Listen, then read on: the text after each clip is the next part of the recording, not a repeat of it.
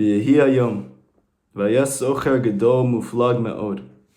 It was on that day, there was a very wondrous merchant, an excellent merchant. V'haya lo masao matan b'chol olam. And he would do business all across the world. V'haya lo ben yachid. And he had one son. V'asocher haya zaken. This merchant, he was an elder. He was old. Pa'am echad amar haben laviv. One time, the son said to his father, Ba'asher she'ata zaken v'ani na'ar. Since that you are old, and I am young, v'nemanim shelcha eina mashkichim klal alai. And your agents, they don't pay any attention to me at all. V'ata tistalek.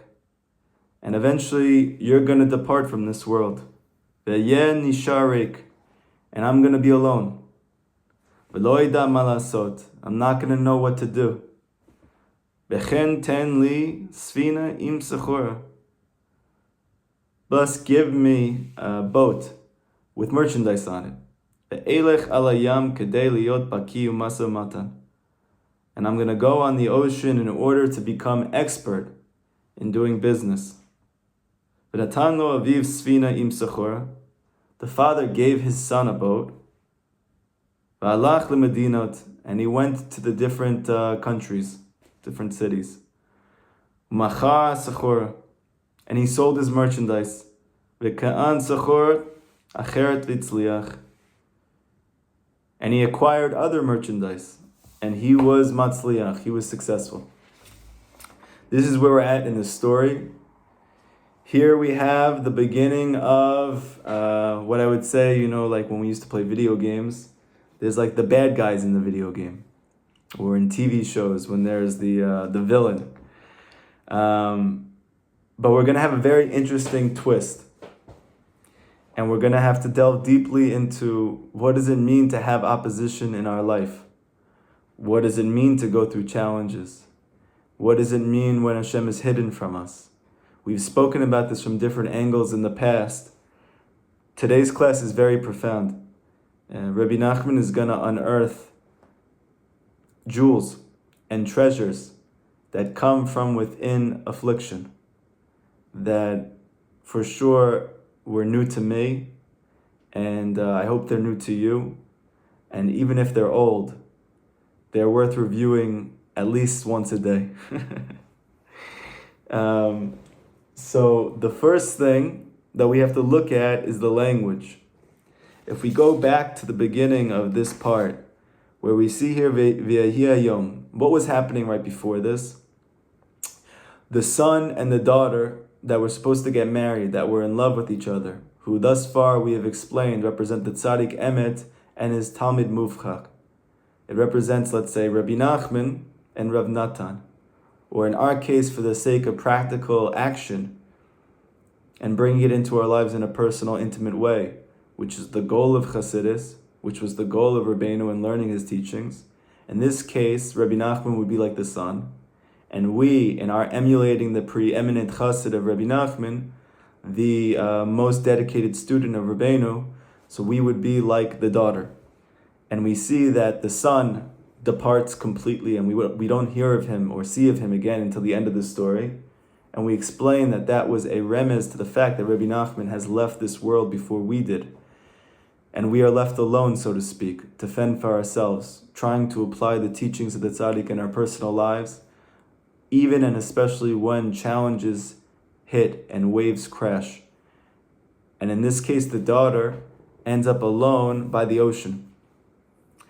She would hide out within this fruit tree at nighttime so that the wild animals couldn't get to her, which we explained represent the klipot, right? There are negative forces which become, she becomes extremely vulnerable to as a result of the fact that she is no longer physically with her husband.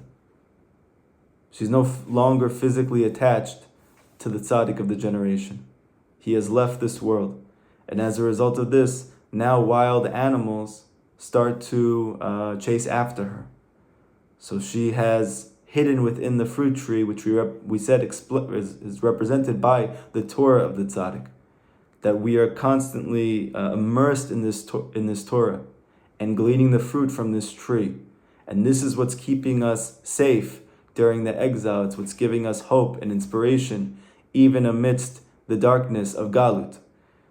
And then during the daytime, meaning when she has those moments of brief clarity amidst the challenges of her life, when she experiences revelation, when she experiences consolation, she comes down from the tree and she goes to passerbys, seeing if anyone is coming by, kind of on the same derech as her, looking for hope. In this case, this represents other Jews in the exile who they have also been downtrodden and they have also gotten lost.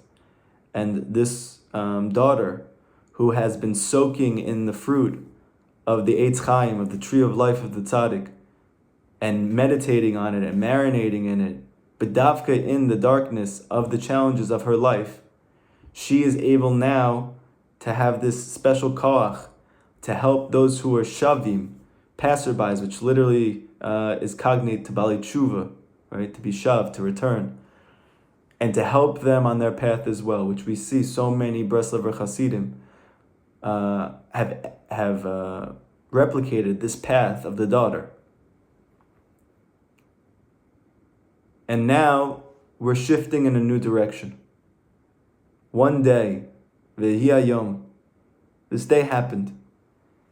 Now we know that there's a famous Gemara. This is in Masechet Megillah, Daf Yud Amud Bet, where Chazal say something which is spoken about many times in the writings of Chazal, in the Gemaras, in the Midrashim, where they explain that whenever it says Vayahi in the Torah, whether that is in the Chumash, whether that's in Tanakh, whether that's in Megillat Esther, it always has the import of a time of misfortune, a time of tsar, time of suffering.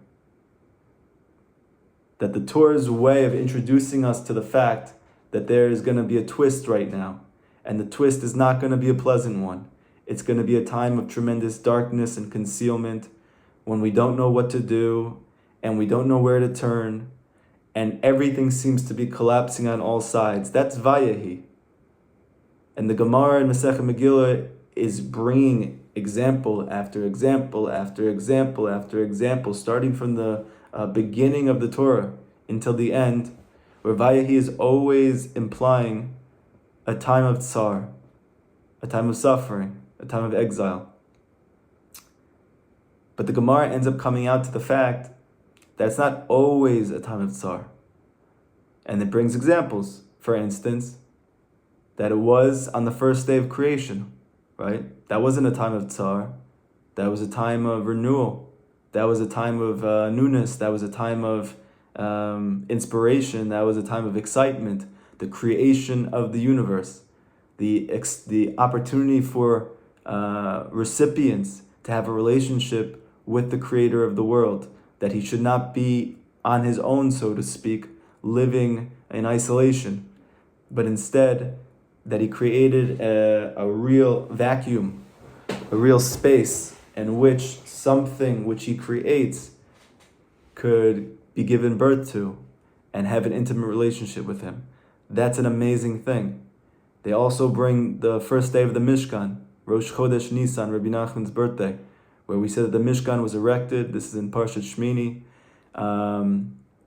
That was an amazing day. Chazal say that the day that the Mishkan was put up, which is obviously analogous to the Beit HaMikdash, which is the whole purpose of creation, the Ramban says, right? That was the Geula. It wasn't when we were taken out of Mitzrayim. It was when the Mishkan was put up. That was the purpose of creation, right? To make a dwelling place below, like the Tanya says. So Chazal say that was as chashuv to Hashem as the day He created the world. And the Zohar is busy with how every single thing in the Beit HaMikdash, in the Mishkan, is completely analogous on a physical level to the way that Hashem created the universe. So those are good things. And Chazal is trying to figure out, I don't understand. We just brought all these examples of this language, Vayahi. This is a time of misfortune, of suffering, of tremendous strife and conflict. And on the other hand, we're saying that some of the best times in history, some of the most inaugural times, some of the most novel times and transformative times were Vayahi, the creation of the universe, the inauguration of the physical space in which the revelation of the Shekhinah can be felt in a palpable way in this world. And there's nothing better. So the Gemara comes out to say and limit the case. This is for anyone who doesn't learn Gemara so much or hasn't had the opportunity to yet. So this is the way of the Gemara. They bring a klal, they bring a rule, a teaching of our sages that's been passed down from generation to generation. And then the Gemara and the sages of the Gemara come to analyze these statements and to try and really, really crystallize what is the emet lamito, what's the truth of truths here. And they do it through a process of what they call dialectical reasoning in modern language, which means that through a process of removing possibilities, they get to the crux and the essence of the klal, of the rule.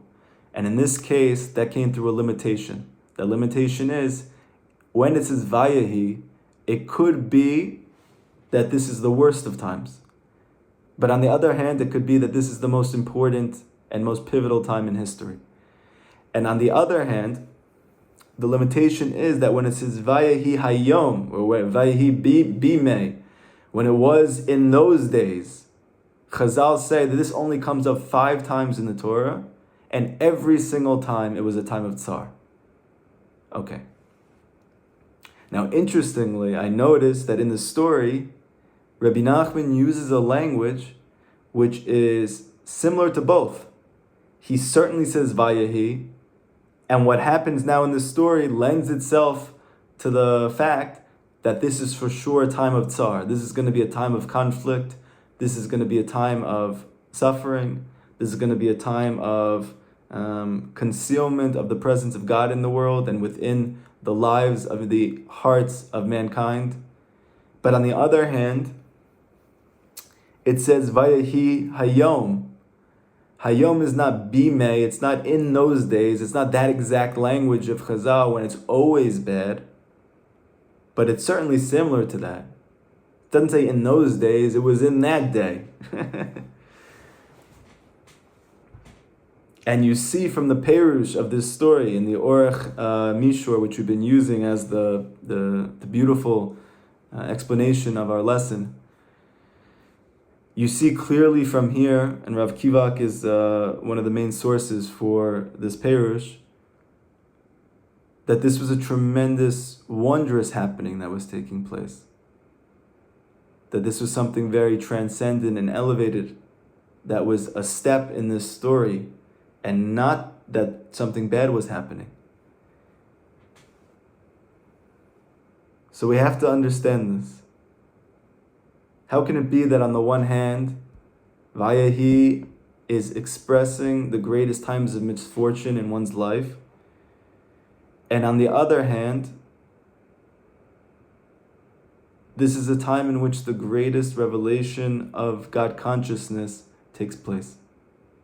The greatest opportunity for transformation in a person's personal life takes place.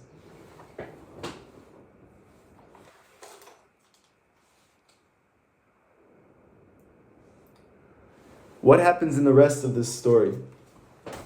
We're going to see that this boy ends up finding the daughter. This boy, who is the son of the merchant, the one who asked his father, who was old, if he can have his own boat with his own merchandise to practice selling his ware, just as his father had done all around the world, so that when his father passes away, he'll be expert in it. He'll know how to do it. And we know that the main function of a parent, according to Chazal, the greatest form of tzedakah, of giving to somebody, of providing for them, is providing for them an ability to do it on their own. That this is a much higher level of parenting, of giving, than it is to just give to their children, right? And obviously we see that this is very relevant nowadays in our generation, especially after the Holocaust and World War II, where so many Jewish people had things taken from them, had people taken from them, loved ones, and then grew up impoverished in America, trying to just make their needs met on a very bare minimum, and then felt that the greatest gift they can give to their children was to give them without limit. But like many people in our generation have experienced, there's a tremendous feeling of not being equipped for life after that. And you see clearly from Chazal, the reason is because parenting, because education, because charity, the greatest form of all of these things, is not just to give to the other and that they remain incapacitated, they remain incapable of being able to do so on their own, but to actually educate the person or to put them in a position that they're able to flourish and succeed on their own when you are gone, just like the tzaddikim have done for us.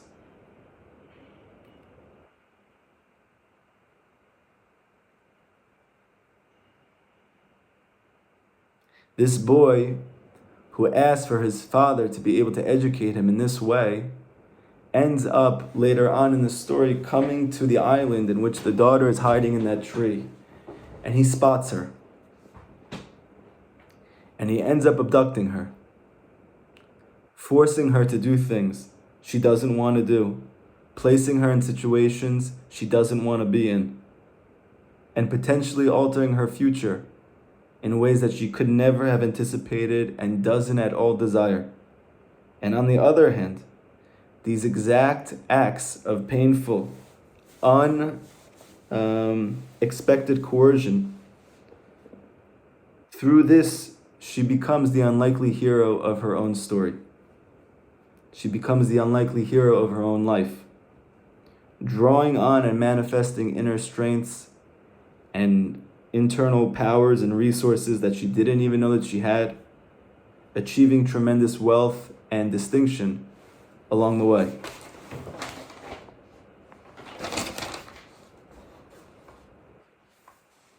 So we have something fascinating. Maybe the secret of the Gemara and maybe the sod of Chazal is it's not either or.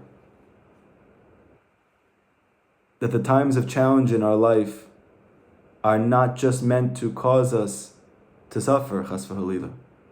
They're not just meant to cause us to go into a state of fetal mode and to put our legs between our stomach and put our head on the floor and just sit there and wither away.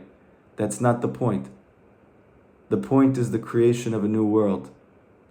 The point is to propel a person to be inspired, to transform one's inner life, to become a mishkan, to become a physical makom, a space in which the revelation of God can be projected through you.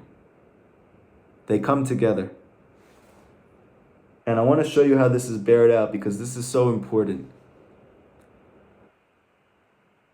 Baruch Hashem, after I started to do tshuva, I had this dream that every year I would do a different perush in the Chumash. I love the commentaries on the Torah. And I have a weird thing where I only like to do things from the beginning to the end. There are books that most people read that have multiple commentaries of Rashi, of the Ramban. Those are the two most famous, and then you have the Orach Chaim, the Chizkuni, the Kli Yakar, right? All these beautiful, the Al-Shich, all these beautiful perushim, explanations of tzaddikim of the Torah, which are all true, even though they're different, which is amazing, right? So I started doing this 4 or 5 years back. I did Rashi the entire year. Baruch Hashem, I had finished it. And then I move on to the Ramban, which I didn't know was much more extensive than Rashi, and I was going crazy trying to actually learn it and finish it. Especially when it got to the laws, like the intricate laws of korbanot and things like that. But I remember there was a moment in time when I was reading this Ramban explaining the test of Avram Avinu, and it stuck with me for like over half a decade. And even after, I spoke to you guys about the fact that I went through a lot of types of treatments to try and overcome depression and mental illness, and ultimately had to resort, or at least I felt I had to resort, to more extreme forms of therapy like ECT, where it's electroconvulsive therapy, which I don't wish on anybody, where I lost years of memory. But I still remembered this. I remember what the Ramban said about this. And the reason why I remembered it, I think, beyond the fact that Hashem obviously let me, because I forgot so much and I didn't forget this. I just remember it made such an impression on me at the time, because it transformed the way that I looked at what it means when a person goes through a nisayon. Why is Hashem putting somebody through a nisayon? The Ramban is one of the preeminent commentators of the Torah on the simplest of levels, right? Even though his Torah is filled with sod, it's filled with Kabbalah, he was a preeminent Kabbalist, but his main goal is to simply explain what the Torah means. And we know that there's a klal amongst Chazal, that the first time that something ever appears in the Torah, that is the essence of that thing. And the first time that the language of Hashem tested somebody was Avram Avinu.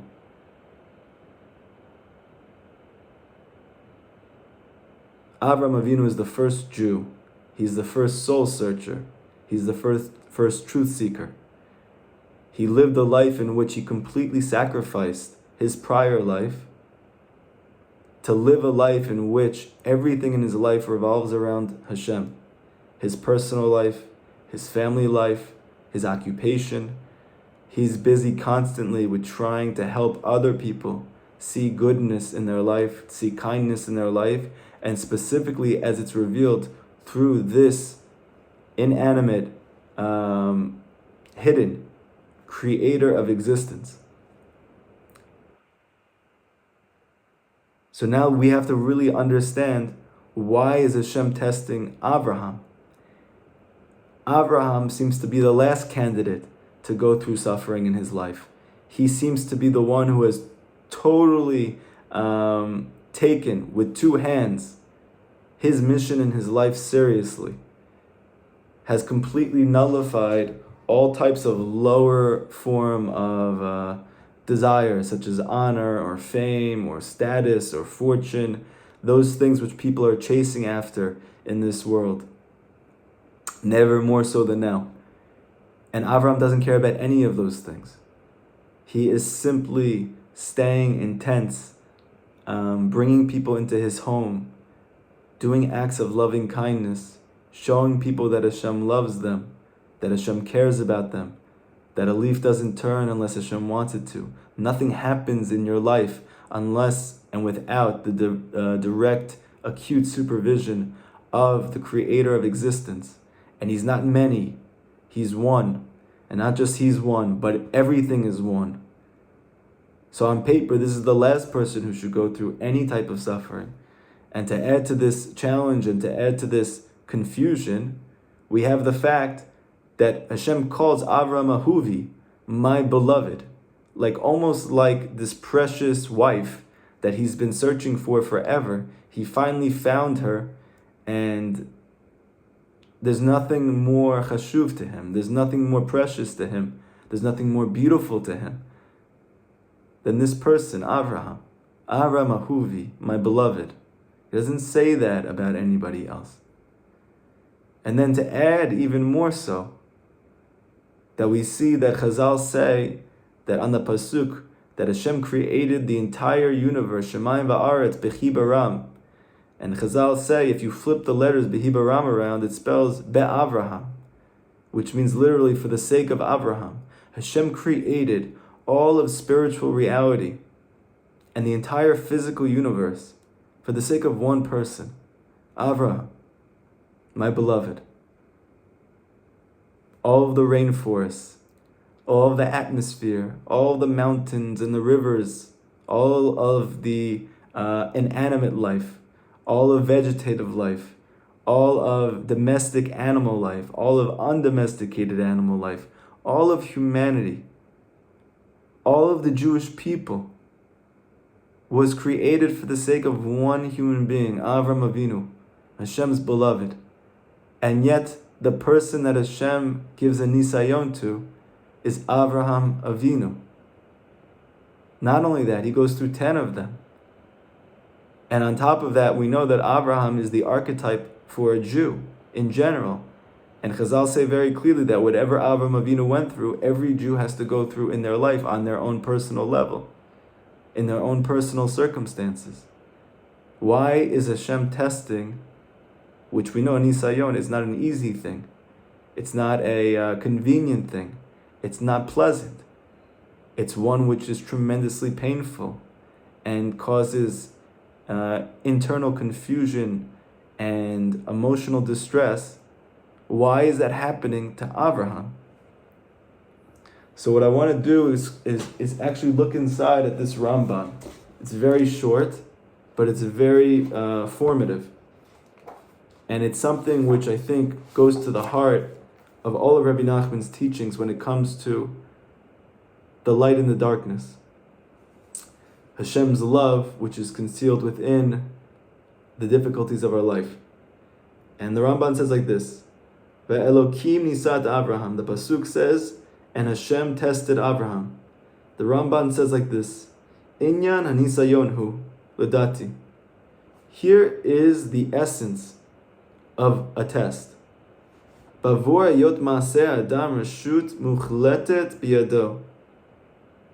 It is certainly it's earlier. It's certainly within the wheelhouse of a person. It's within his own reshut to choose as he wishes. Im yirtzeh, if he desires in a certain situation, no matter what the challenge is, yaseh, he'll do it. V'im lo yirtzeh, and if he doesn't, lo yaseh, he won't. Right? And this sounds exactly word for word like when Rav Natan asked Rabbi Nachman, how does free will work? And Rabbi Nachman responded back to Rav Natan, it's very simple. If you want to, you will, and if you don't want to, you won't. That's how free will works. And that's literally what the Ramban says here. Yikar nisayom mitzad manusa. And he says, while that's true, we have a problem. Hashem knows everything that will take place in the future. Hashem knows all of the powers, all of the strength, all of the resources, all of the internal capabilities He's given to a human being. And He knows exactly what He will do. So all of the sages, all of the Rishonim, all of the Achronim, all of the Tzaddikim over history who were trying to figure out why is it that Hashem puts us through tests and challenges and difficulties if He in fact knows what we're going to do? So if He knows what we're going to do, then why in the world would He put us through a difficulty? Because up until this point, it seems like Hashem wants to see if we're going to be matzliach. Are we going to take the challenge and rise to the occasion? Or are we going to fold? That's what it appears like the test is for. Comes the Ramban to say, Yikra nisayon mitzad manusa. The whole purpose of the nisayon, and it's only called a nisayon, mitzad ha'anusa, the person who's being challenged. It's not called a nisayon for Hashem. Hashem doesn't see it as a nisayon. It's only perceived as a nisayon through the perspective of the person who's being challenged. Aval menase yibarach yitzaveh bo lahotzi davar min hakoach el poel. From Hashem's perspective, what is He doing? Hashem is causing a person to go through a difficult situation in their life, through a challenge that they don't know how to move out of, for one reason, to bring potential to actual, to bring capabilities which remain dormant within that human being, within that person, which are possible for them. They have within their wheelhouse to be able to achieve, but it doesn't exist in actuality. It's only a potentiality.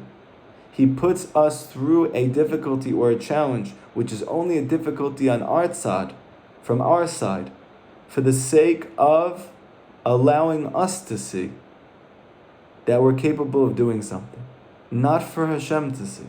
He knows what we can do, and He knows what we will do. It's all for the sake of allowing us to see and experience what we can do. Liot lo schar maaseh tov, lo schar lev tov bilvad. So that Jews, so that people should not just have a good heart that remains only in potential, but they should be able to actualize that lev tov and to be able to see it in their life, that they not just could be a good person, they not just could be heroic, they not just could be courageous, they not just could be brave, they not just could be a champion, but that they do it, that they see it, that they experience it. They don't just read Chassidus and learn about turning darkness to light, transforming sadness to joy, but they actually see that they can do it. V'da ki Hashem tzadik yivchan. And no, the Ramban says, this is why the Pasuk in Tehillim, Yud Aleph, Pasuk Hey, says, Hashem tzadik yivchan. Hashem examines and tests the tzaddik. It's a pasuk. It's not even a commentary. It doesn't say that Hashem is testing people who are not searching for Him. It doesn't say that Hashem is challenging people who have no interest in coming close to Him. It says Hashem is specifically testing the tzaddik, the person who has a good heart, the one who's trying to do the right thing, the one who is genuinely desiring to move closer to Him, despite living in a world that nobody is. Because Hashem knows what the tzaddik is going to do. He knows how the tzaddikah is going to respond. He merely wants to bestow on that person zchut, merit. Yitzaveh oto b'nisayon. So He commands that person to go through a challenge in their life. He doesn't test people who are not interested in acting in a way which is positive, which benefits themselves, their family, and those around them. He's only testing people who are trying to do the right thing. And behold, the Ramban says, in the entire Torah, the only people who go through nisyonot are ones in which Hashem wants to do good to them, wants to give them good. So this is an amazing thing. So many people, they have doubts. When Rabbi Nachman says in the fourth Torah of the Kutam that a person needs to know that when they realize that every single thing that takes place in their personal life is for the absolute best, that is a taste of Olam Haba. That is a preview of what we are going to experience on a palpable felt level in the next phase of existence, when our consciousness expands and grows and is able to hold all of the paradoxes which has so far confused and befuddled us. How Hashem could love us and yet it seems like He's hurting us, chas v'olila. That Hashem knows everything we're going to do and yet we have complete free will. And the list goes on and on of all the different paradoxes which stymie us, which make us feel stuck and broken. And there's going to come a time in which all of those paradoxes are going to collapse. And we're going to see that every single thing, everything that ever took place to the Jewish people collectively over the course of history, everything that has taken place in my and your personal life up until right this very moment was the very best thing that could possibly happen to you. This, Rabbi Nachman says, is a taste of Olam Haba. If you can believe that right now, if you can know that to whatever level that you can. And people are concerned when they see this because it doesn't make sense. It doesn't make any sense. And yet Rabbi Nachman says, this is a klal, this is a fact. And so people don't feel like, okay, maybe Rabbi Nachman's living in like La La Land, you know? Breslov Chassidus is for Winnie the Pooh. It's only for the person who wants to completely be ignorant to the realities of life and to say, everything is good, really be'emet. I'm going to pretend like everything in my life is good, even though I'm sick, even though I have family members that are sick, even though I'm struggling financially, even though I have trouble getting married, even though I have trouble having children, even though my children are not healthy, even though my children don't listen to me and they're struggling at school, even though I have parents who I have a bitter relationship with, even though I have siblings who I don't speak to anymore, even though I have all of these different difficulties, points of contention, of real, true internal conflict in my life, pain, comes Rabbi Nachman to say, every single thing is the very best thing that could possibly happen to you. Hashem only does what's for the very good. And in the future, there's going to come a time that you're going to see that all of these instances were the best thing that could possibly happen. You would sign up for them willingly. You probably have. So how does that make any sense?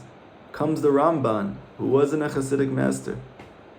He's an accepted Meforish Perush amongst all of the Jewish people. And he says clearly, tests, challenges, difficulties are only bestowed on the ones that Hashem loves the most. They're only given to tzaddikim. They're only given to good people. And I see this a million times over. Whenever people speak to me, and to the degree to which they're good people, to that degree I see they go through the most challenges in their life. And I don't understand. And obviously, personally, I don't understand. I don't understand. And the answer is that Hashem tests the ones that He loves the most. And why is He doing it? It's not so that He can see what you do. It's so you can see what you do. It's so you can enjoy the merit of seeing that you can personally transform your internal world, your perspective, your consciousness, your internal emotional makeup, your psychological apparatus for life. You can totally flip over and turn from dark to light, from sadness to joy. And He wants you to see that. And that is your joy forever. That is the beauty that comes from all of this. Okay? This is all bared out now by the commentary, which is very deep, which comes to explain this explicitly. What does it mean, v'haya socher gadol muflag ma'od? That there was a very wondrous merchant. Hu madrega shadat kedusha gadol ma'od. This is referring to a level of holy da'at, of God consciousness, which is tremendous. Ki socher hu lashon socher v'saviv, because the lashon, the language of a socher, which means a merchant, Rabbi Nachman explains in Likutei Moharan, Torah Zion is cognate to being sovev. Socher means to surround. What does a merchant do? He travels from place to place, right? Selling his merchandise. So what does it mean traveling around? That means going in circles, right? That's literally what it means to be a merchant, to circle around. Socher, saviv. Remez al or makif.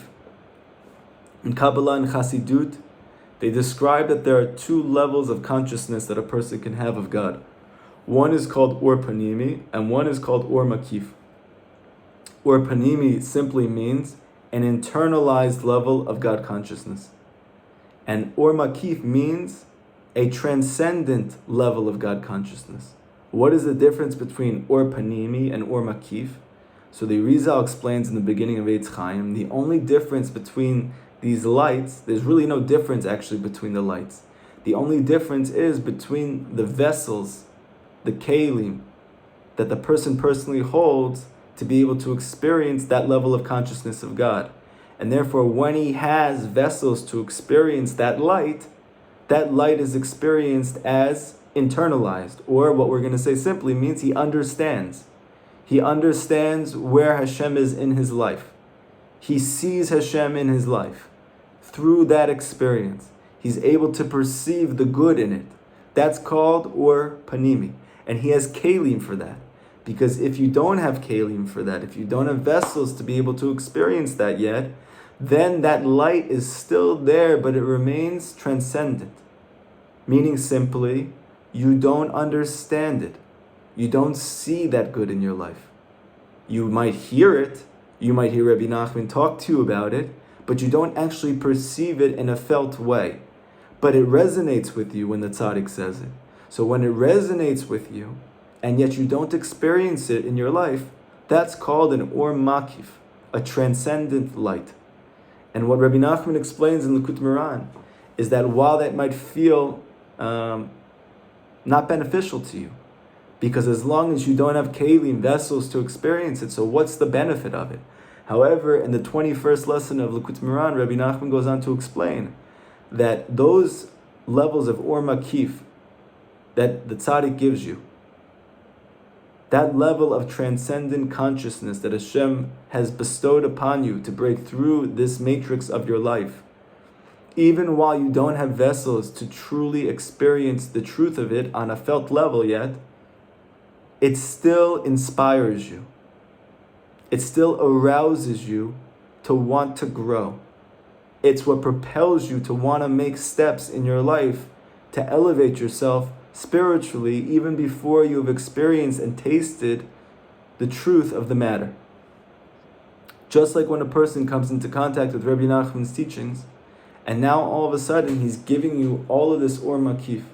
He's giving you all of this incredible light which resonates so deeply and lets you don't experience it anywhere. So why is it resonating so deep if I don't taste it? And the answer is because it's true. It is mamish true. And your soul recognizes that. Like the Gemara says that a person doesn't know, but his mazal knows. In Kabbalah they explain that a person's mazal is a higher level of their own soul. Right? So your higher, more internal self recognizes that what Rabbi Nachman is saying is the emet lamito, it's the truth of truths. And on the other hand, I have this painful experience of I mamish don't feel that in my life. I don't taste and see that Hashem is good, even though Rabbi Nachman is blowing up my mind with the fact that there's nothing more real than that pasuk, right? So what is that? That's an Or Makif. But what does that do to me? What does that do to a person?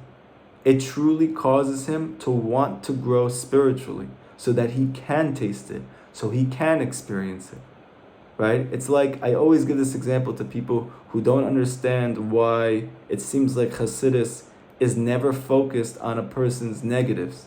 It's never giving a person musar. It's never giving a person like straight up, you're not doing the best that you can. You could be doing better. You are lax and you're lazy and you're not taking advantage of all the opportunities that, right? Rabbi Nachman never talks like that. Chassidus never speaks like that. All it speaks about is the greatness of your soul, how high your soul is, how it comes from a place that's unimaginable, how Hashem loves you with no limit and no barriers and no conditions, how every single thing that happens for you is simply from Hashem's love for you, right? It's like this beautiful, seemingly fantasy world. Why is Chassidus speaking to me like that? Why isn't it speaking to me in the language of the masters of Musar?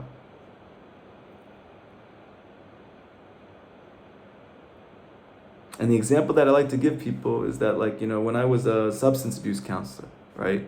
Let's say a person comes into the clinic. He struggles, he's a heroin addict. He's been on heroin for years. He tells me his life story.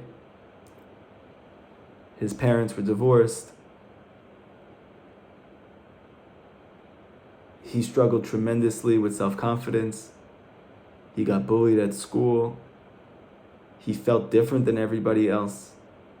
He started to experiment with drugs, getting into music, going to concerts and festivals. Somehow this ended up in him experimenting with different drugs, and those drugs led to other drugs, and those drugs led to other drugs, until he tried heroin. And he's been literally using all of his money and resources, going to work, living a seemingly normative life, all for the sake of being able to get high off of this substance. And as a result of that, he hasn't been able to move forward or make progress in any areas of his life. And everything he's doing is for the sake of procuring this drug. His life has completely fell apart. So you could go to a substance abuse counselor, and that substance abuse counselor could just tell you, listen, you are messing up everything. You're ruining your life at work. You're ruining your family life. You're ruining your personal life. You are messing up every single day. You're mistaken. You're confused.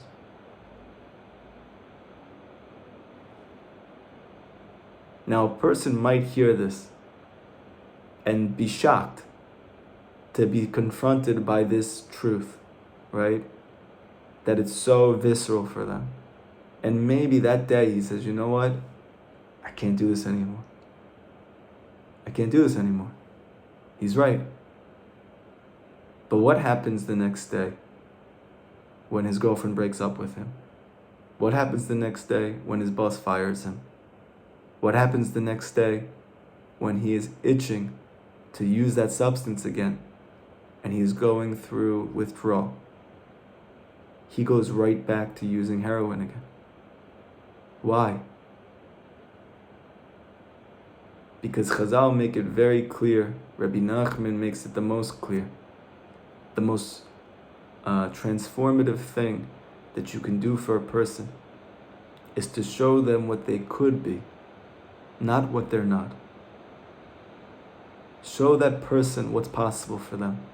Show that person how great they are. That greatness already exists within them, and yet it's concealed, it's hidden. It's not outside of them, and they didn't touch it because they're struggling, because they haven't manned up, because they haven't shown up. That's not what's happening. There is greatness that already exists inside of them from the moment of conception, when God decided to bring them down to this world, and never more so as a Jew.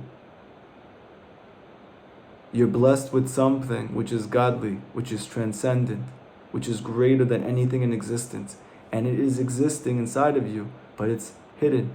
It's bekoach. And these challenges and these difficulties in your life are all the framework.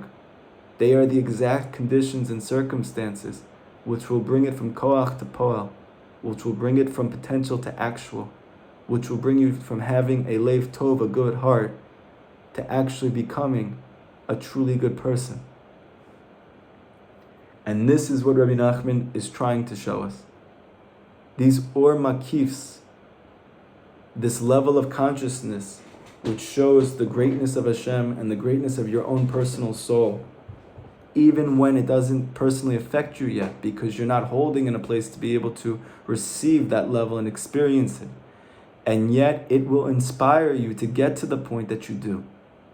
And that's why you see so many people through the merit of Chassidus, and not more so than Breslov Chassidus, that you see people elevate in Kedusha, in Tahara, in holiness and purity, in character refinement, in faith, where you make leaps and bounds of transformation, of elevation through challenges in their life, through this level of consciousness that the tzaddik is giving us. So even while we have not yet tasted it, it's totally changing our life. And eventually, once we get to the point that our vessels are actually sturdy enough, strong enough, have reached a point of refinement, that they are equal and as great as the das that the tzaddik's giving us, we will actually experience it, tangibly taste it. And that's what you're getting from tzaddikim and Hasidic masters and their Hasidim, their students that have totally changed their life. That's what's happened to them. And that's why they're going around the world teaching people. Because they have, through the challenges of their life, through these things which are the most painful experiences that we can have, the confusing ones, not the ones that make sense. Okay, I have a cold, everything's okay. The ones, mamish, where you're left on the floor weeping and you don't know what's going on. Through those experiences themselves, through the teachings of Rabbi Nachman, people have had total life transformation. It's all through the Or Makif. It's not able to enter within a person's understanding and mind. It is existing and standing on the outside looking in. And even though it is not within the human intellect, that person doesn't have the propensity to be able to understand this level of light. However, it's still illuminating his heart. And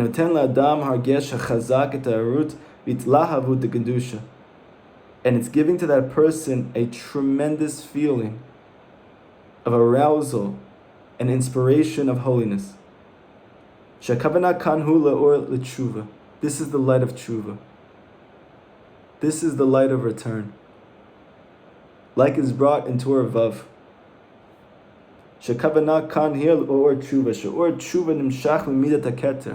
Like it says in the 6th Torah that we spoke about running and returning, that when a person truly wants to be close to Hashem, Hashem tells him to wait.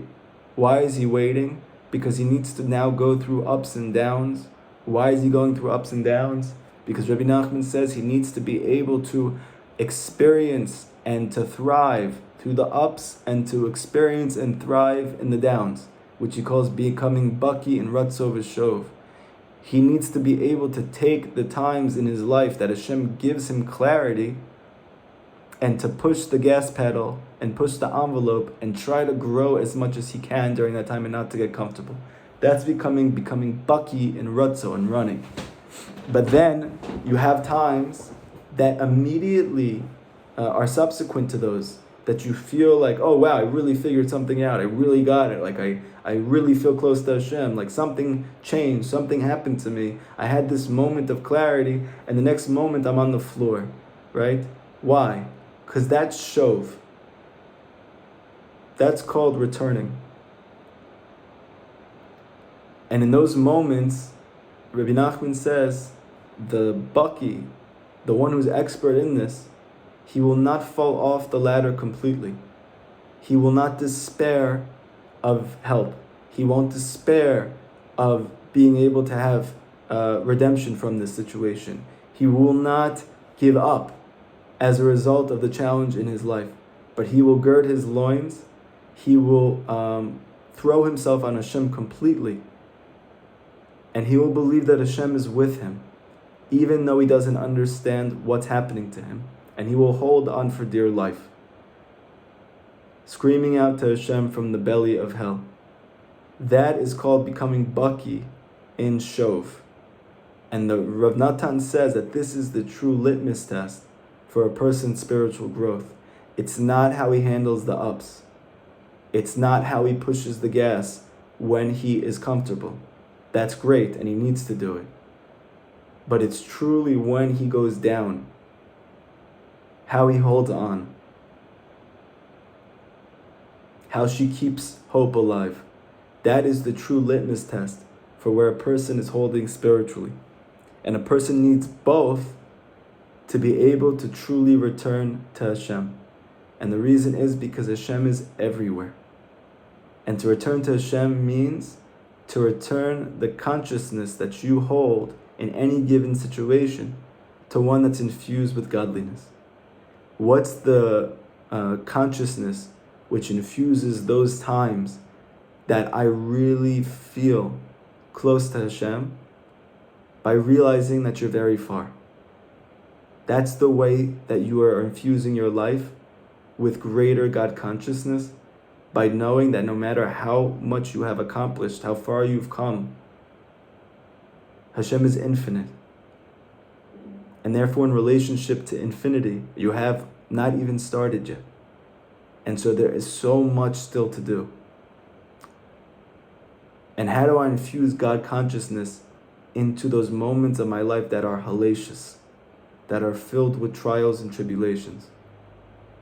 Like King David says, when I go up to heaven, there you are, up there.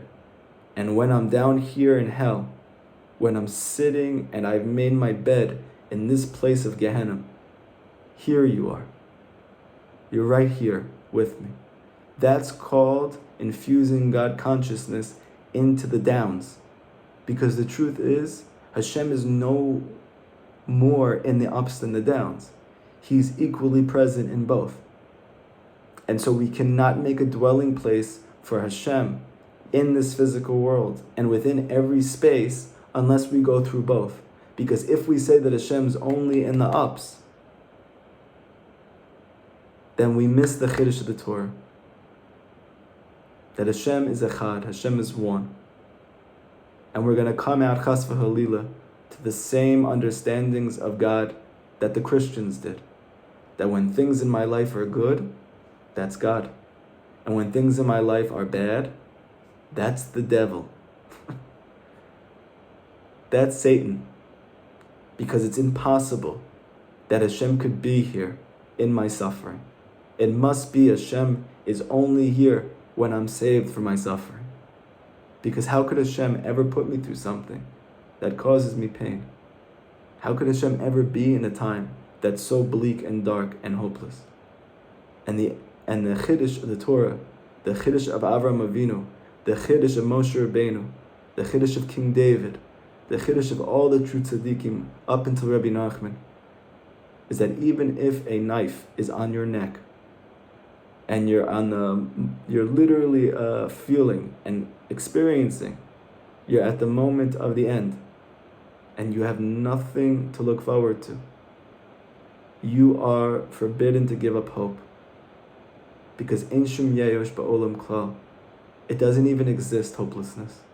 It doesn't exist. Because God is equally present in all of these things in your life. And we need to reveal that. We do that when we go through the downs by holding on to the fact that Hashem is here with me right now, even though I don't understand it. And when a person has been able to perceive at some level, whether it's through knowing Hashem that He's good when we're going up, or believing that Hashem is there when we're going down, that's called the Keter of consciousness. That is the revelation of God which the Mashiach will be bringing to us. This is the Da'at that will cover the world like water covers the sea. Lechem nikra socher saviv. That's why he's called a merchant. Socher. Saviv, he goes around. Because the Keter is a crown. This highest level of consciousness of God, it encircles the Rosh, it encircles one's mind, which means simply, he doesn't understand it. And now we have this tremendous novelty. The reason why we don't understand the suffering in our life, up until this point, we have thought it's because Hashem is purposely concealing Himself from us so that we should go through this challenge, this difficulty. It seems like something punitive. But now we're learning something incredible. Any experience which is coming from the Keter of your soul, any experience which is reflecting this highest light of God consciousness, this light of Keter, which we're learning is the Or of Tshuva, the light of Tshuva, necessarily has to not be understood by you. And not because Hashem is purposely hiding Himself from you to cause you pain, chas v'halila, but because the whole essence of Keter, of the crown, of encircling, is that it exists above your head. It is a level of understanding which remains super conscious. It's not because it doesn't make sense what's happening that we're going through it and we feel like this. It's because it makes so much sense. Sounds crazy what I'm saying. It's because it makes so much sense on a higher level of consciousness that I don't yet have in my arsenal. I don't yet have a mechanism to understand this because it's such a high truth. That's why it's causing me pain. It's not the event that's causing me pain. It's my not understanding it, right? Like Rabbi Nachman says clearly in the Likutei Moharan. All suffering comes from not understanding what's happening. Because if you understood, then you wouldn't suffer. Because everything Hashem does is good. Why am I not understanding it? So far I thought because Hashem is hiding that understanding from me. But what we're learning is that the understanding is inherently hidden. Because it's coming from Keter. And the essence of the Keter is it's above Chokhmah, Bina, and Dat. It's above my intellectual properties, my intellectual faculties. It remains in the superconscious level of understanding. Superconscious, it sounds great, but what it means is it transcends my intellect. Meaning simply, I can't understand what's happening to me right now. I pasha can't understand it. And that's not because Hashem is upset with you. It's not because He's mad with you. It's not because He's punishing you, chas v'lila. It's Adrabah. Hashem wants you. Hashem wants Abraham. Hashem wants a Jew. And Hashem doesn't want anybody more than the one who wants Him. And that's the one He's testing. And the test is not mitzad Hashem, it's mitzad the person. That they should be able to see that they're a hero. That they can totally elevate and transcend the difficulties and experiences of their life and to infuse the consciousness of God in every single place, even in the belly of hell. And when Hashem is revealed in every place, that's Geula. That's Mashiach. That is your personal Tachiyat HaMeitim. That is the resurrection of the death of one's consciousness. That is arising from one's sleep. This is what the tzaddik is trying to do for us, to help us to do. Because a crown encircles one's head. It's called muflag ma'od. This merchant is called a wondrous, awesome salesman. Because even in the upper world, the spiritual world, which you don't even perceive, which are so much higher than us in this physical world, this level of understanding of what's happening here is hidden even up there. There is no place that this is consciously experienced as good because it's so high. That at the level in which you can experience it's good, at that level everything is one. It's in the Keter. It's in the place of total, complete achdut and unity that will only be revealed in the days of Mashiach. And this is what the Gemara Masechet Chagiga, Daf Yud Gimel says, "B'mufla mimecha al tidrosh." This pasuk for Eov, when Eov is going through tremendous yisurim in his life, and he is the paradigm for a Jew who suffers in this world with things that don't make any sense, and specifically because he was a tzaddik, that he was tested like this, that he went through this. And his friends told him, these things that are wondrous to you, that you don't understand, al tidrosh, stop trying to understand them. Don't investigate them. Stop examining them. Not because we are feigning ignorance, not because we're promoting lack of study and examination of things in one's life. It's because this thing is inherently above your understanding, because it's coming from the highest light of God. And bedavka, that's why you're going through it, because you are a tzaddik, or you are a tzaddikah. Now you might say to yourself, but I am not. But that's why you're going through this. So you are. But I'm not. I know I'm not. So that's why you're going through it. So you can find out that you are. Amazing thing. And this is the concept of the boats that are passing by the daughter, and they're called shavim, passerbys. Why? Shaseh tshuva. Because these are people who are looking for Hashem. They're the ones who are being surrounded by the wild animals during the nighttime. And this is why it says that he was doing business all around the world. Because the whole concept of business, of Masa Matan, says Rabbi Nachman,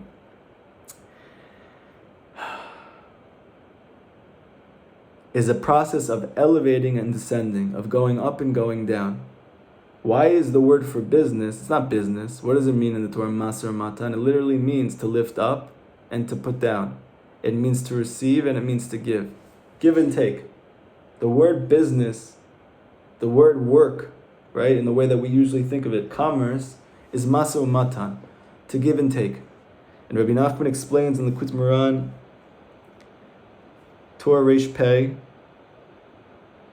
that it's the lashon of Rama Ogviha, of elevation, and which is Masa, and then Matan is Shefa, which is coming down. So to speak, we are elevating something, and then at the point in which it touches on top, it then draws down something from above,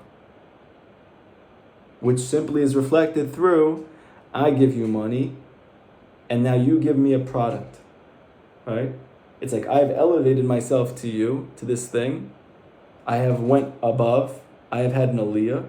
And that aliyah now draws down to me a new level of consciousness. That's like the product that I'm buying, right? We're going to have whole new levels of revelation when we go to the mall now. What's happening when I pay for something and I get something? It's a very deep thing. And that's why he's a ben yachid. This is why he is the only son. Meaning, she'or tshuva molid balev ha'adam. Because this light of tshuva, it causes to give birth in the heart of a person. Hit'orut shel tidlavhut v'deveku b'Hashem yitbarach. In a paradoxical way, this or makif, this transcendent light, which is causing your suffering because it's above your understanding, it is the thing itself which arouses you to want to be close to Hashem. And these holy desires that you have as a result, to want to elevate, to want to refine, to want to do tshuva, they are called the ben yachid. They are the precious only son of this level of consciousness. Because in that time you don't want anything else. Rak ratzon yachid meyuchad. You only have this one yearning. Lavo devekud gamor ad kalot hanefesh b'Hashem yitbarach. To mamish leave your body because of your yearning, because of your desire to want to know the goodness of Hashem. This is what the Torah of the Tzaddik does for you. That when you hear the Torah of the Tzaddik, you mamish want to drop everything and cry because you want so dearly, so deeply to experience the goodness and the presence of Hashem in your life. You don't want anything else when you hear this or makif, this transcendent level of understanding. Now, when you're not, so then you're busy with other things. Man, I really would love to get a steak right now. Man, I would really love to make a fat paycheck at work, right? I would love a new house and a new car. I would really love if my kids go to this school. I would really love if whatever this thing happens to me in my life. All those things are great, right? And I hope B'ezrat Hashem they happen to all of us. But when you are immersed in the Or Makif, when you are immersed in the light of Tshuva, the Or Ganuz, this hidden light of the Tzaddik, and you are learning about it, you mamish drop everything, and all you want is Hashem. Vasocher Yazakin. And this businessman, why is he called old? It's a hint to the midat of Rachamim. B'chinit Zaken Malei Rachamim. Because the Torah, when it speaks about Hashem as a Zaken, at the time of Matan Torah, Masa Umatan, this highest level of revelation of God in one's life, or us on a collective level, it wasn't like the God that we saw when we left Mitzrayim and we saw Hashem slicing and dicing up all the Mitzrayim and having revenge on all these people who caused us pain. right? That was the highest level of experience of God that we had at that point. But that was very far from Hashem as He is essentially. And the Zohar and Chazal make it very clear that Hashem in His essence is Malei Rachamim, is a level of compassion, of empathy, of love, and kindness that we can't possibly fathom.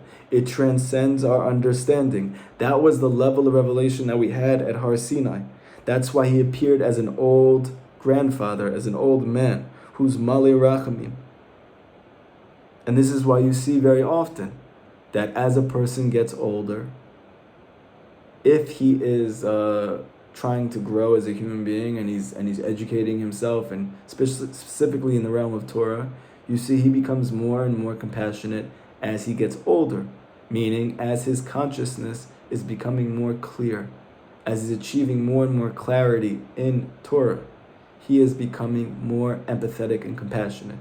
This Rabbi Nachman says explicitly that Rachamim is a function of Da'at. The more Da'at that you have, the more God consciousness you acquire, the more empathetic and compassionate you become. And therefore Hashem, who knows everything, He is the epicenter and the epitome of Rachamim. He is pure compassion and empathy because He is Da'at. He knows everything. So if Da'at produces Rachamim and Hashem has perfect Da'at, so it means that Hashem has perfect Rachamim. U'mechamat zeh efshar lizkot l'tshuva rak al yedei hamatna shel zman rav. And because of this, it is impossible to merit to tshuva except through waiting of zman rav, a long time. K'mo shemar b'Torah vav shebirot l'taher, like we learned in the first story, the lost princess, that when a person desires to purify themselves and come close to Hashem, tzarich laptin zman rav, he is told to wait. Ad shikru oto b'shamayim yizku lehavaya de kedusha. Because he needs time to work on himself. He needs time to elevate himself. Because the concept of empathy or compassion, it is a function of length of days. You inherently need time, space, process, journeying to get to the point that you can truly experience Hashem's Rachamim. Because Rachamim comes from the Zaken, comes from the elder, means that you need to spend time with Hashem, Zman Rav, so that Hashem can grow up for you in your mind, in your heart, and can go from being that young father who maybe doesn't always have the capacity to raise you in a way which is empathetic, which is attuned to your needs, which is compassionate towards your challenges in your life. And to get to the point that that understanding of Hashem matures as you mature, and then He becomes Zaken for you. He becomes this elder that is Kula Rachamim, He's complete compassion. And Rabbi Nachman says that this is why we need the tzaddik to reveal himself in the generation. Because he is specifically the one who has attained the level of seeing Hashem and understanding that He's Zaken. His consciousness has matured to such an extent that he knows that Hashem only does good, only wants good. And so when he comes to pray for the Jewish people, for himself, right, he's coming from such a place of conviction that Hashem only wants good. He has no safek at all, he has no doubt at all. So when he comes to pray, he's literally able to shake the heavens with his prayers because he knows that whatever he sees is only a veil. And in truth, Hashem only wants good. So he's going to keep praying, he's going to keep advocating with fervor, with inspiration, with energy, with life force, until Hashem shows him the good. And therefore a person needs to strengthen himself in Amunah, Ritzonot, desires, V'kisufin, holy yearning for Zman Rav, for a period of time. Mavor sham b'Torah vav, shebein time tzarich lispo b'zion v'shivchut amim. And during that time period, needs to be able to sovel, to experience bizyonot, vilification, challenges, difficulties, shvichut damim, embarrassment.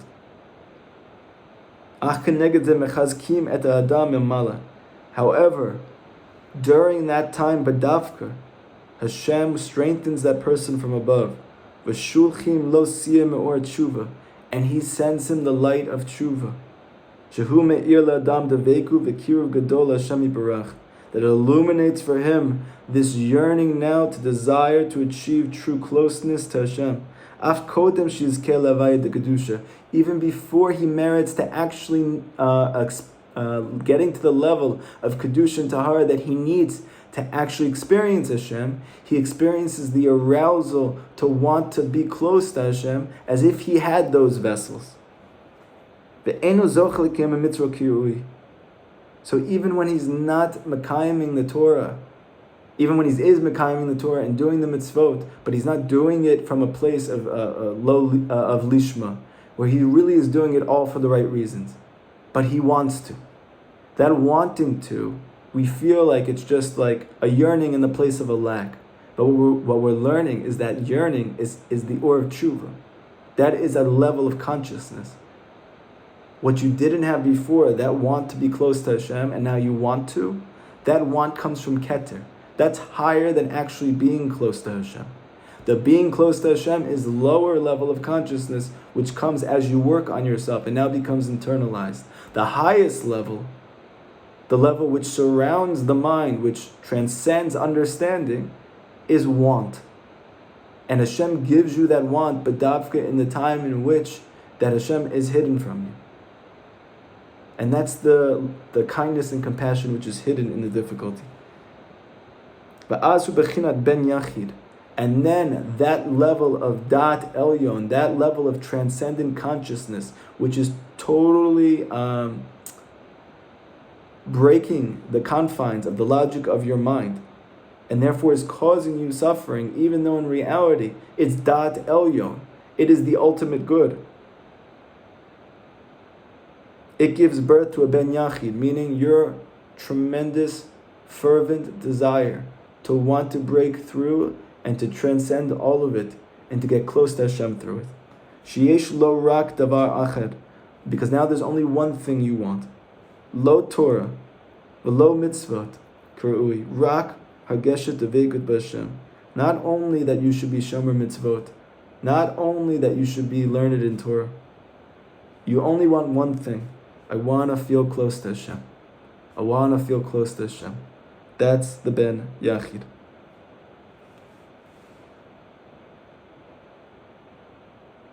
Bezrat Hashem, next class, we will continue the lesson. I want to just conclude with one thing that I was thinking about. You know, I told you guys, obviously, that I've been sick for a few weeks. You know, going through a lot of shov. And there was a midrash that I kept thinking about. Another one of these things that I remembered from before ECT. I haven't seen it inside in years, but I remember when I read it for the first time, it was really, really, really impactful for me. And it actually came up in one of the parshas during this time period in which I was going through all of this, which is Parshat Mitzorah. We know that in the Torah, there's only one illness which is actually spoken about in the Chumash. One. It's called Mitzorah. It's a type of skin disease. The word Mitzorah comes from the word tsar or meitzar, a constriction, a contraction. Tsar means to suffer, right? Or to be in pain. The fact that there's only one disease which is spoken about, one illness is spoken about, so the sages explain that it must be that any type of sickness that a person goes through, whether it's psychological or physical, is a byproduct of Mitzorah, to be a Mitzorah. And we know that the Mashiach himself is called a Mitzorah because of the suffering that he has to go through in his personal life, right? So, the reason why this midrash stood out to me is because of how much it relays the message that Rabbi Nachman's giving us, that we just learned, that the Ramban gave us, right, as a klal in the Torah about why a person goes through an nisayon, and it's bedavka when it comes to this disease. So I want to read you an amazing midrash, and with that we'll conclude it. If anybody has any questions from today's class, you can certainly ask me. So I'm just going to read it out loud to you. It's really beautiful. Hashem is telling the Jewish people that He's going to bring them to Eretz Canaan, to the land of Israel, to the promised land. When atati nega tzaraat, and I'm going to place on the walls of the house in which you inhabit, when you get there, I'm going to place this disease in the walls of that home. And the Midrash comes and says, Tanei Rabbi Chia, v'chi basura hi lahem, shenegeim ba'im alehem.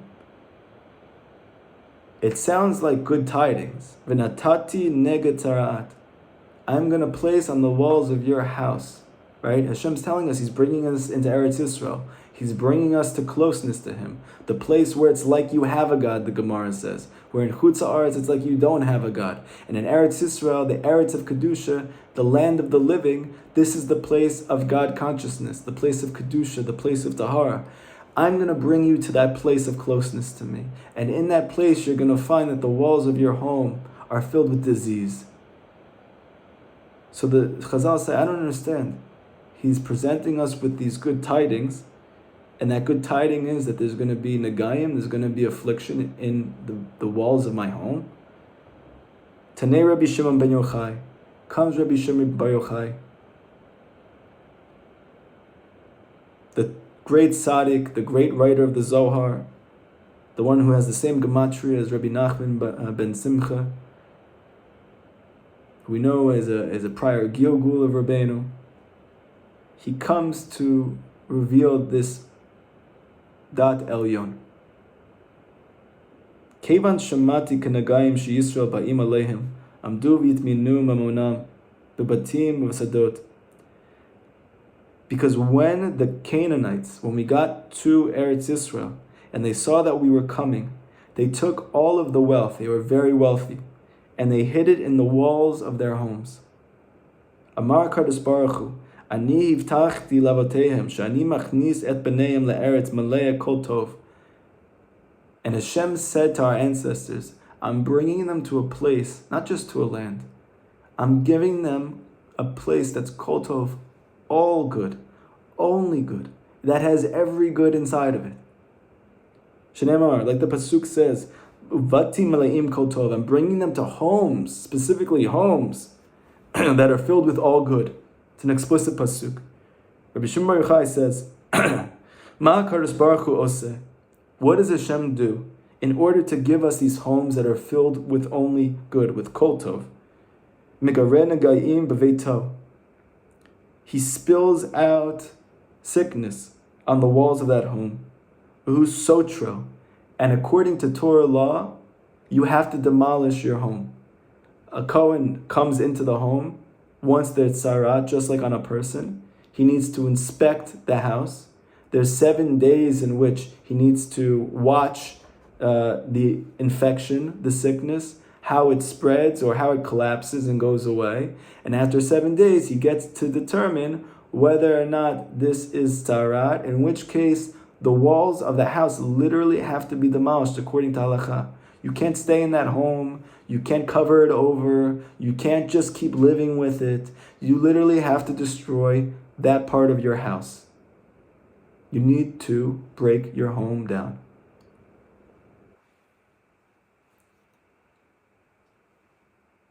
Umotze bo sima. And when he lets loose the tzarat in the Jewish owner's house, and the owner demolishes it, what does he find inside?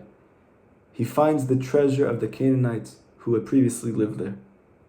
V'chi mi ba v'amar l'knanim she'Yisrael nichnasin la'aretz. And thus, who he comes and he says to the Canaanites that the Jewish people entered to the land, he brought this, okay? Meaning to say something amazing. We have many stories in Sipurei Masiot where the main character in the story, the hero of the story, appears to be the object of tremendous scorn, affliction, difficulty, to be a Matzorah. And what we're learning is something incredible. Because Chazal say that the body of a person, his guf, is also called his home. And when Hashem wants to show a person that there's not just good in the world, but that you're good, not just a little bit, not just a lot, Kol Tov, you're only good. How do you get to see that? In some paradoxical way, the only way is to break down those walls, to go through periods of your life where you don't understand the circumstances that are causing you pain. And those circumstances themselves cause you to find hidden treasure, the part of you that's only good. And if there was not halacha, that if you find this sickness in yourself, that you find this lacking in yourself, and as a result, you break it down until you find that little bit of good, that nakuda tova that's only good, you would never find it. It would be hidden in the walls of your home. So the Torah comes and says, not only am I going to give you tzarat, this thing which seems to be only bad, but you're forced to look deeper now. And I promise you, what you're going to find is kol tov. It's all good. Only good. And that would never have happened if there was no tzarat. And that would never happen if the Kohen, the tzaddik, didn't get to inspect you and try to help you through going from impurity to purity. It's bedavka because the home gets sick that the treasure is found. And it's the same in our personal lives. And it's the same in the life of the daughter, who in this story we will see will become a hero unlike anything that you could possibly imagine. Someone who literally rises above everything, and not just rises above it, but she turns all of it into the greatest story. The greatest story of heroism, the greatest story of bravery, the greatest story of courage and hope, of not giving up. And at the end of it, not only does she get to marry her husband, but she does so as a champion. She does so as a warrior. She does so as a hero. And that's the purpose of our lives. Not just that we get married to Hashem at the end, to our husband, which we will, but what wasn't present to us before we came down to this world, what wasn't available to us before we went to the period of Tsar, Vayahi. What wasn't available to us is that we come there filled with Kol Tov, only good. That we come back to our husband, not just as empty and lacking non-contributors to the relationship, but that we come back as the heroes of history, and forever we're together. Does anybody have any questions from today's class?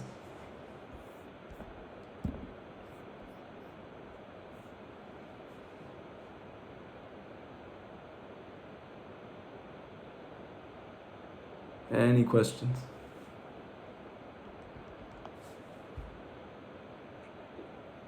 So, I have one question. It's kind of hard to ask, but sometimes our sarat is another person. Right. Other person might be going through a sickness and illness, something that could be, they could be at their last leg, whatever it is, and that, from our perspective, I could see how it's breaking us down and it's making us a better person. But what about that other person?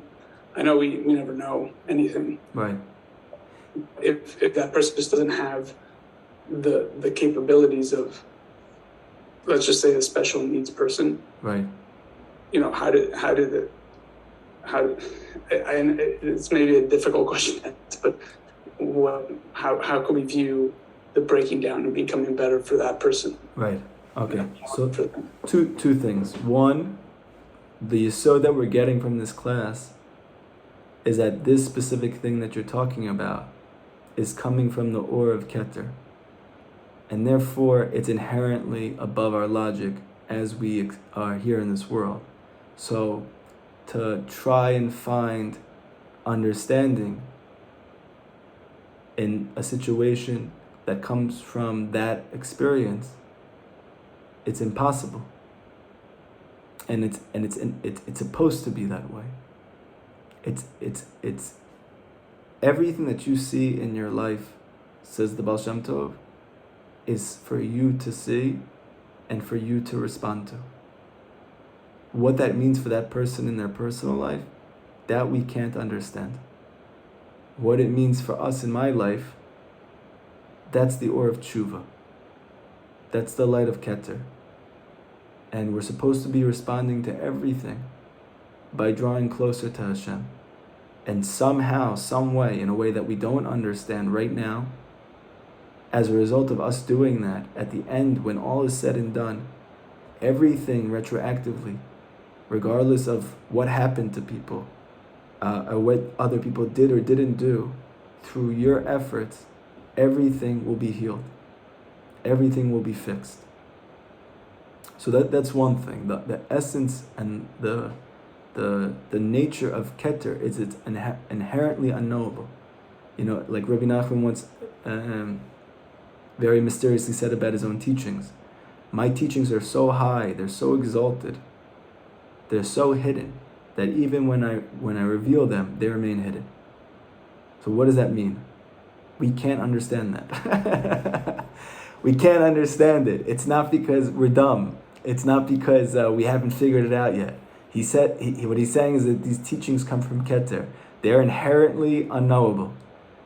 The whole essence of Geula, the whole essence of Mashiach, is an uptick in consciousness. It is an elevation of one's mind to be able to experience and to know that which previously they were incapable of knowing. So, one is, right now, we can't know. And paradoxically, that affords us the ability to grow closer to Hashem through that thing. In terms of what's happening to that person, if it doesn't seem like they're capable of doing it. One, when it comes to, let's say, a person who has, let's say he's on the spectrum, right? Someone once came to the Lubavitcher Rebbe and said, my son is on the autism spectrum, and he's not social. He struggles very much with basic needs in his life. And, looking for Eitzah about how to heal the child. And the Rebbe said back to them, cut him off in the middle, which usually he doesn't do. He waits for the person to finish. He wanted to get this point across really clearly to this person. And he said to them, I want you to know this is very important that you know this. Your son might have trouble being close to other people, but he doesn't have trouble being close to God. It's very easy for him to feel close to God. It's difficult for him to relate to people, but it's not hard for him to relate to God. And so, one is that we don't know what's going on for that person and what they're personally experiencing besides, obviously what we see. But we're seeing it through the windows of our own mind, of our own heart and soul, right? But that doesn't mean we're seeing it the way that they see it, the way that they experience it. A lot of times we're projecting our own doubts, fears on the person themselves when they might be experiencing different things, right? In this case, the person who has autism, which seems like they're really far from every good thing. But that's because we've equated goodness to functionality in this physical world in the way that is considered normative. But if good means closeness to Hashem, like the Torah teaches us, and it's easy for them to be close to Hashem, so then they have more good than we do, right? So that's one. And then obviously you have the actual difficulties and challenges, which we can't understand because they come from the place of Keter. So that's one thing. The other thing, and this is something that, you just simply can't get past. It's a yesod of the Torah. It is one of the principles of Jewish faith. It's something which you can never lose sight of, and we spoke about that last class. And like Bob Marley, Lahavdil, sang in his song, don't let them tell you that heaven is on earth, because they don't know what life is really worth. Meaning, Bob Marley was he was criticizing Christians who were saying that Yeshua came to the world and he already fixed it, and we just haven't accepted him as the Messiah or something. And they said, and Rastafarians, they used to believe like a lot of the fundamental parts of the Torah to be true. One of them being that there's Olam Hazeh and there's Olam Haba. There is this world and there's the world to come. And if you disassociate these two worlds, if you don't believe in the world to come, if you lose sight of this place which is coming after this place, then there is no way to fathom that whatever is going on is good. Because the goodness of the thing itself is directly related to the fact that it's bringing us to Olam Haba. So if for a person, let's say, who's going through tremendous difficulties, or let's say health issues, and you see that they are not prompted to tshuva, they don't get the oor of tshuva, and they never change, and they just go, let's say, asfar. So then, how could that be good? So, again, this is not for you to tell the person. It's like, it could be even an avera if you do. But it is certainly for you to know that Hashem wants to give every single Jew Olam Haba. And for a person who does not have the zchut to do tshuva in their lifetime, they need to be able to go through things in this world that gives them the ability to go to that place of only good. And many times that will come through some type of suffering or illness. Like even the Gemara says that most tzaddikim die because of intestinal disease, right? So I don't understand why are they having that? Because when you get to the world to come, when you pass on from this world, or even when you don't, and Bezrat Hashem Mashiach comes, Hashem needs to, so to speak, be able to answer to the forces of negativity, which say, well, what makes Jews different than non-Jews? What makes this person better than this person? They both made mistakes, they both made errors, they both went through trials and difficulties, they both failed many times. So why are you giving such good to these people and not to those people? And his answer is going to be that we already went through the difficulties that came from our lackings while we were still alive. And now we're able to just receive good. Okay? So we have to be able to hold these two things at once. On the one hand, we can't understand. It's coming from the highest place of Hashem's good, a place which transcends logic, like a crown on one's head, just like the crown. And the Gemara says that in the future and the world to come, the crown, the ziv of the Shekhinah, will be in the heads of tzaddikim.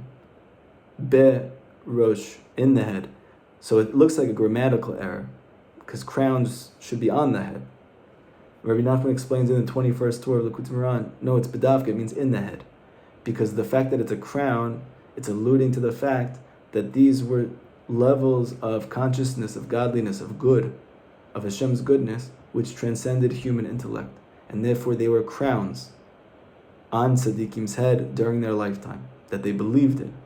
And by believing in them and living with it in their lifetime, then by the time that they get to Olam Haba, by the time they get to Gan Eden, those crowns are in their head, meaning that they stop being above understanding and they actually enter into consciousness. Does that make sense, Fed?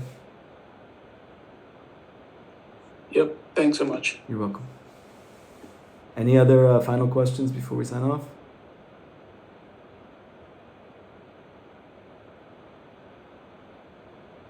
Okay.